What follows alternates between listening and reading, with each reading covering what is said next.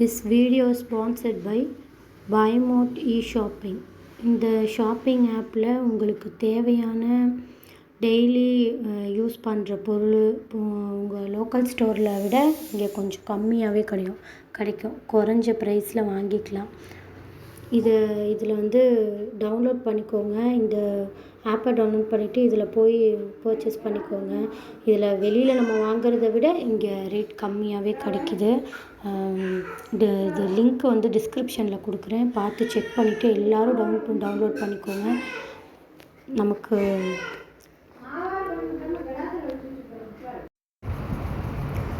இன்றைக்கி நம்ம வீடியோவில் வந்து என்ன பார்க்க போகிறோம்னா சிக்கன் பிரியாணி தான் பார்க்க போகிறோம். ஒரு 1.5 கிலோ சிக்கன் பிரியாணி எப்படி பண்ணலாம்னு பார்க்கலாம். அதுக்கு வந்து தேவையான பொருட்களை பார்த்துக்கோங்க. இப்போ வந்து ஒரு நம்ம எந்த அளவுக்கு பிரியாணி செய்கிறோமோ அந்தளவுக்கு ஒரு சட்டியை வச்சுட்டு அதில் நார்மல் ஆயில் ப்ளஸ் வந்து கோகோனட் ஆயில், தேங்காய் எண்ணெய் ரெண்டுமே தேவையான அளவுக்கு ஆட் பண்ணிக்கணும். அதுக்கப்புறம் பட்டை, ஏலக்காய், பட்டை, ஏலக்காய், அப்புறம்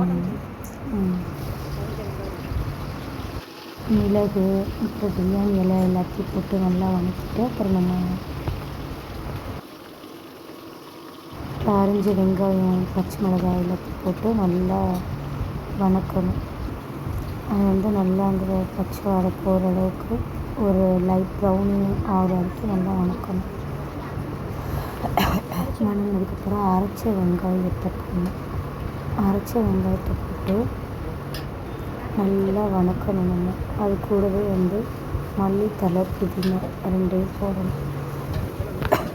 போட்டு நல்லா வதக்கினதுக்கப்புறம் இஞ்சி பூண்டு பேஸ்ட்டு போட்டு நல்லா அதோட பச்சை வாசனை போகிற அளவுக்கு நல்லா வதக்கணும். மசாலா வந்து நல்லா வேகணும், அதுக்கு நல்லா வதக்கணும். பத்தலைன்னா நீங்கள் கூட வந்து எனக்கு பத்தலை, அதனால் நான் வந்து கொஞ்சம் கொத்தமல்லி, புதினா தழை போட்டேன். உங்களுக்கு எந்த அளவுக்கு தேவையோ அந்த அளவுக்கு போட்டுக்கோங்க. போட்டு நல்லா பச்சை வாசனை போகிற அளவுக்கு இஞ்சி பூண்டு அடுப்புற அளவுக்கு நல்லா வதக்கணும். வெங்காயம்லாம் போட்டால் லைட் ப்ரௌனில் வரணும். இந்த அளவுக்கு வதக்கிட்டு தயிர், அடுத்து வந்து மசாலா நல்லா வதங்கினதுக்கப்புறம் தயிர் வந்து நமக்கு தேவையான அளவு ஊற்றணும். உங்கள்கிட்ட புளிச்ச தயிர் இருந்தால் கரெக்டாக சேர்த்துக்கோங்க. நம்ம எந்த அளவுக்கு பிரியாணி சேர்க்கணுமோ அந்தளவுக்கு தயிர் ஆட் பண்ணணும். நான் இப்போ வந்து 2 கப்பு தயிர் ஆட் பண்ணியிருக்கேன். அந்த தயிரையும் நல்லா அந்த கட்டி இல்லாமல் நல்லா வதக்கணும். நல்லா மசாலா வேகிற அளவுக்கு நல்லா வதக்கணும்.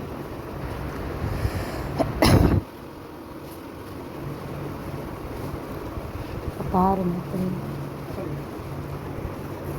நல்லா வதங்கினதுக்கப்புறம் ஒரு 2 தக்காளியும் போட்டு நல்லா வதக்கணும். தக்காளி போடும்போது கூடவே உப்பு போட்டுக்கணும். அப்போ தான் தக்காளி நல்லா வதங்கும். உப்பு தேவையான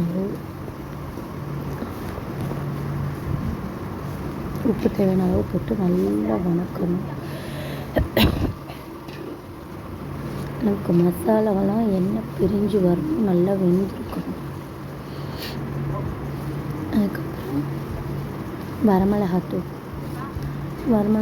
தேவையான அளவுக்கு சேர்த்துக்கணும். சில பேர் வந்து காஷ்மீர் மிளகாத்தூள் போடுவீங்க, அதையும் போட்டுக்கலாம். நான் வந்து இப்போ வரமிளகாத்தூள் தான் யூஸ் பண்ணியிருக்கேன். அதையும் போட்டு நல்லா வதக்கணும். உங்கள் காரத்துக்கு தகுந்த மாதிரி போட்டுக்கோங்க.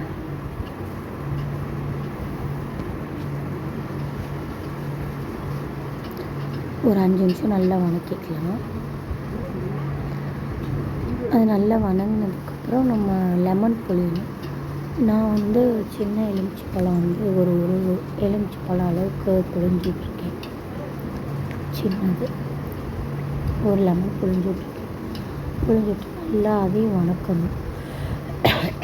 அது நல்லா வதங்கினதுக்கப்புறம், அதாவது வதக்கணுன்னா அந்த எலுமிச்சைப்பழத்தை புழிஞ்சிட்டு நல்லா கிண்டிட்டு அப்புறம் கறி சேர்க்கணும். கறியை சேர்த்து நல்லா வதக்கணும். அந்த மசாலா எல்லாம் கறியில் வந்து நல்லா சிக்கனில் வந்து பிடிக்கிற அளவுக்கு நல்லா வதக்கணும். உப்பு, மிளகாத்தூள், புளிப்பு எல்லாமே, லெமன் எல்லாமே அந்த கறியில் நல்லா இறங்குற அளவுக்கு நல்லா வணக்கணும். எனக்கு வந்து இடையில உப்பு பத்தாததுனால நான் உப்பு போட்டிருக்கேன். நீங்கள் ஆரம்பத்தில் கூட போட்டுக்கலாம். அப்போ நமக்கு தேவையான அளவு எவ்வளோ அரிசி எடுத்துருக்கோமோ அதுக்கு தகுந்த அளவு தண்ணி ஊற்றணும். அளவு தண்ணி ஊற்றிட்டு நமக்கு உப்பு உரப்பு எல்லாம் பார்த்துட்டு முடிஞ்சு கொதிங்கன்னு அரிசி போட்டுடணும். அரிசி போட்டு நம்ம நல்லா இது பண்ணி எடுத்து பார்க்கணும் எந்த அளவுக்கு வெந்திருக்கு அப்படின்னா. உடனே வேகாது, நம்ம கொஞ்ச நேரம் மூடி வச்சு எடுக்கணும். ஓரளவுக்கு தண்ணியில் கொஞ்சம் வற்றின மாதிரி இருக்கிற சமயத்தில் நம்ம வந்து தம் போடலாம். அதாவது அரை வேக்காடு அந்த சமயத்தில் வந்து தம் போடணும். தம் போட்டு ஒரு 5 நிமிஷம் இப்போ நம்ம பார்க்கலாம். நான் தம் போட்டு இடையில எடுத்து கிண்டி விட்டுட்டேன். தம்மை இடையில பார்த்துக்குவேன். இப்போ வந்து இந்த தம் எடுத்ததுக்கப்புறம் நம்ம நெய் விட்டு நல்லா கிளறி விட்டுக்கலாம். கிளறி விட்டு சாப்பாடு நல்லா வெந்ததுக்கப்புறம் நம்ம எடுத்துடலாம். பிரியாணி ரெடி ஆகிடும்.